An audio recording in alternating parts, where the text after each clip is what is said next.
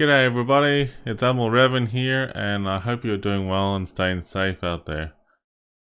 Today I have a bit of an interesting message I want to share with you. And basically, this is on behalf of Arnold Schwarzenegger, to the people of Russia, as well as our fans and friends out there. There are people out there that are unaware of the truth about what's really going on overseas with everything that's happening and everything.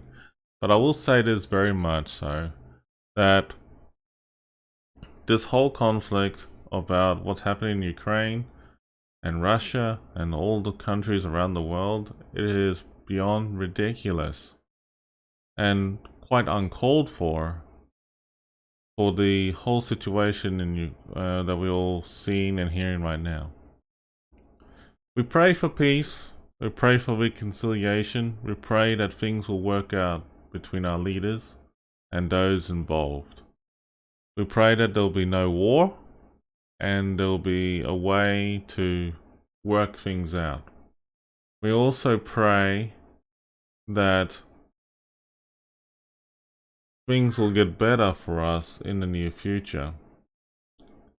No country out there around the world deserves to be thrown into a gunfight. And it's ridiculous, it's heartbreaking from what we're seeing, images, live images, to photos and everything like that of what is happening right there, right now, overseas. I have made a lot of friends from Ukraine and Russia during the years of my university, as well as my workplaces I've been. All of them are lovely people. But my friends, in general, I can say this.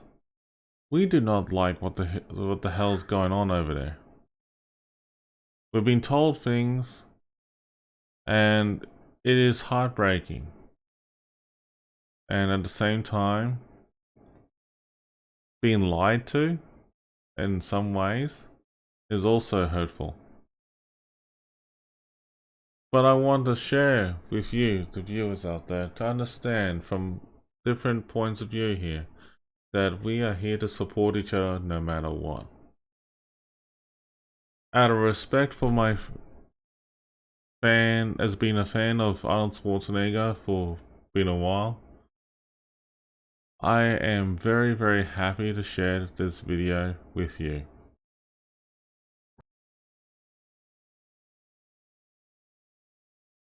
Hello everybody, and thank you for sharing your time with me. I'm sending this message through various different channels to reach my dear Russian friends and the Russian soldiers serving in Ukraine. I'm speaking to you today because there are things that are going on in the world that are being kept from you. Terrible things that you should know about. But before I talk about the harsh realities, let me just tell you about the Russian who became my hero. In 1961, when I was 14 years old, a very good friend of mine invited me to come to Vienna and to watch the World Weightlifting Championships. I was in the audience when Yuri Petrovich Vlasov won the World Championship title, becoming the first human being to lift 200 kilograms over his head.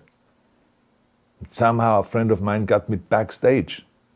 All of a sudden there was a 14-year-old boy standing in front of the strongest man in the world. I couldn't believe it. He reached out to shake my hand. I mean, I still had a boy's hand. He had this powerful man's hand that swallowed mine. But he was kind, and he smiled at me. I would never forget that day. Never. I went home and I put his photo above my bed to inspire me when I started lifting weights. My father told me to take down that picture and to find a German or an Austrian hero. He got really angry and we argued back and forth. He didn't like Russians because of his experience in the Second World War. You see, he was injured at Leningrad, where the Nazi army that he was part of did vicious harm to the great city and to its brave people. But I did not take the photograph down, no, because it didn't matter to me what flag Yuri Vlasov carried. My connections to Russia didn't stop there, by the way. Oh, it actually deepened when I traveled there with bodybuilding and for my movies and met all my Russian fans. And on one of those trips, I remember I met Yuri Vlasev once again. It was in Moscow during the filming of Red Heat, which was the first American movie allowed to film in Red Square. Now, he and I spent the whole day together. He was so thoughtful, so kind, and so smart, and, of course, very giving. He gave me this beautiful blue coffee cup. And ever since then, I've been drinking my coffee out of every morning. Now, the reason why I'm telling you all of those things is that ever since I was 14 years old, I've had nothing but affections and respect for the people of Russia. The strength and the heart of the Russian people have always inspired me. And that is why I hope that you will let me tell you the truth about the war in Ukraine and what is happening there. No one likes to hear something critical of the government, I understand that. But as a longtime friend of the Russian people, I hope that you will hear what I have to say. And may I remind you that I speak with the same heartfelt concern as I spoke to the American people when there was an attempted insurrection on January 6th last year, when a wild crowd was storming the US Capitol, trying to overthrow our government. You see, there are moments like this that are so wrong, and then we have to speak up. And this is exactly the same with your government. I know that your government has told you that this is a war to denazify Ukraine. Denazify Ukraine? This is not true. Ukraine is a country with a Jewish president, I might add, whose father's 3 brothers were all murdered by the Nazis. You see, Ukraine did not start this war. Neither did nationalists or Nazis. Those in power in the Kremlin started this war. This is not the Russian people's war. No. As a matter of fact, let me tell you, what you should know is that 141 nations at the UN voted that Russia was the aggressor and called for it to remove its troops immediately. Only 4 countries in the entire world voted with Russia. That is a fact. See, the world has turned against Russia because of its actions in Ukraine. Whole city blocks have been flattened by Russian artillery and bombs, including a children's hospital and a maternity hospital. 3 million Ukrainian refugees, mainly women, children, and elderly, fled their country, and many more are trying to seek to get out. It is a humanitarian crisis. Because of its brutality, Russia is now isolated from the society of nations. You're also not being told the truth about the consequences of this war on Russia itself. I regret to tell you that thousands of Russian soldiers that have been killed. They have been caught between Ukrainians fighting for their homeland and the Russian leadership fighting for conquest. Massive amounts of Russian equipment have been destroyed or abandoned. The destruction that Russian bombs are raining down upon innocent civilians has so outraged the world that the strongest global economic sanctions ever taken have been imposed on your country. Those who don't deserve it on both sides of the war will suffer. The Russian government has lied not only to the citizens, but to its soldiers. Some of the soldiers were told they were going to fight Nazis.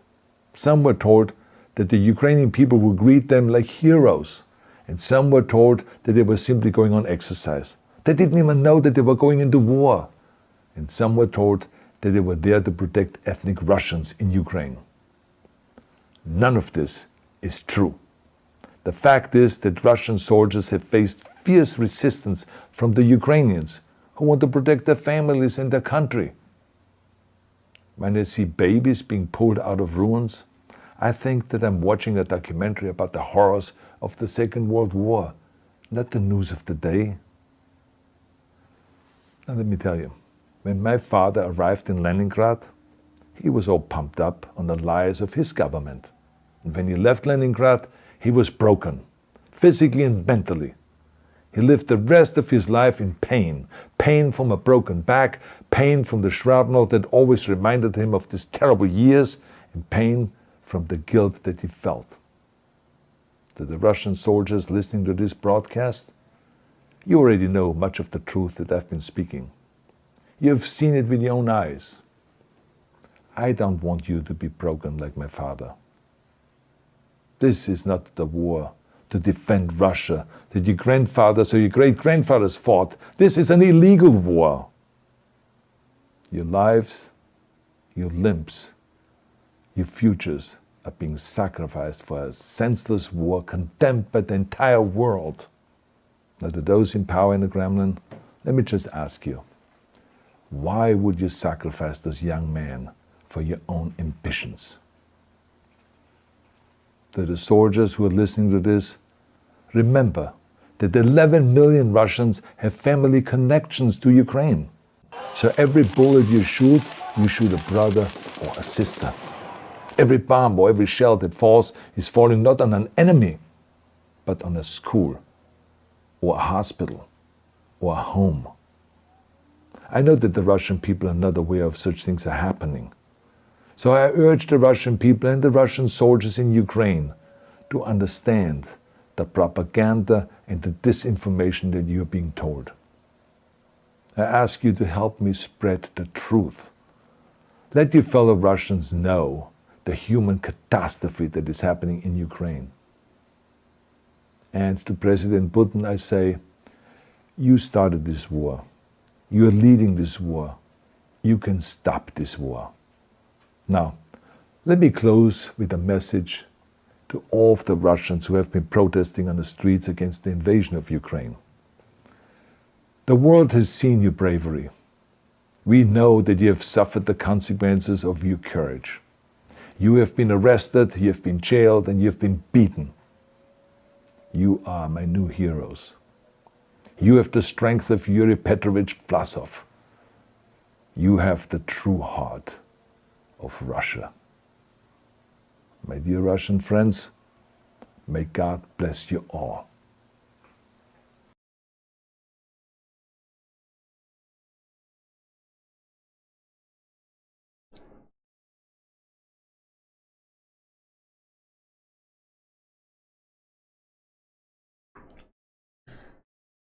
Okay, so that is a very heartfelt message.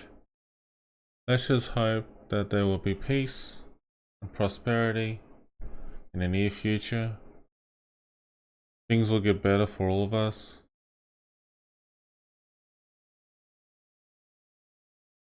No war. Make love, not war.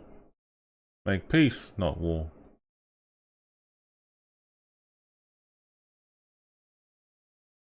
That's all I have to say.